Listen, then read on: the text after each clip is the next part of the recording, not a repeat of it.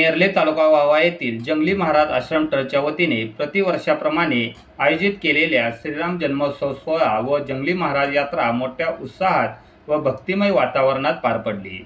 यानिमित्त अखंड हरिनाम व ज्ञानेश्वरी पारायण सोहळ्याचे आयोजन करण्यात आले होते।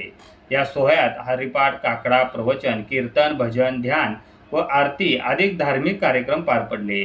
व्यासपीठ चालक म्हणून हरिभक्त परायण जगन्नाथ सुतार, भगवान कुंभार, संजय माने यांनी काम पाहिले। संतोष अंगापूरकर, सुरेश कदम, वैशाली ताई, सागर राडे, अमोल माळी यांची प्रवचने तर आकाश जगताप, पांडुरंग महाराज, संजय कवर, ओंकार महाराज यांची कीर्तन सेवा पार पडली। उत्सव काळात मोठ्या प्रमाणात अन्नदान करण्यात आले।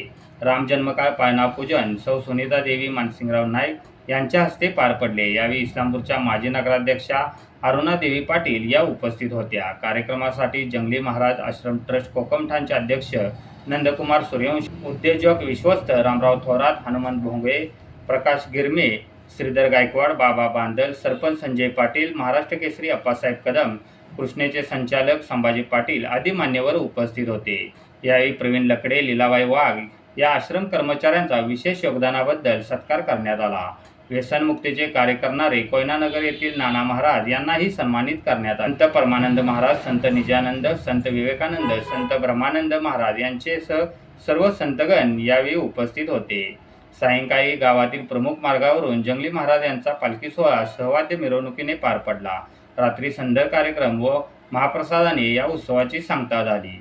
अध्यक्ष विष्णुपंत पवार, ज्येष्ठ गुरुबंधू मोहन पाटील, वसंतराव पाटील, चंद्रकांत पाटील, अवधूत कुलकर्णी, शिवाजी देसाई, विद्या भानुसे, राहुल पाटील, पंकज पाटील आदींनी सदर कार्यक्रमाचे संयोजन केले होते। यावेळी दर्शनासाठी राज्यभरातून आलेल्या हजारो भाविक भक्तांनी मोठी गर्दी केली होती।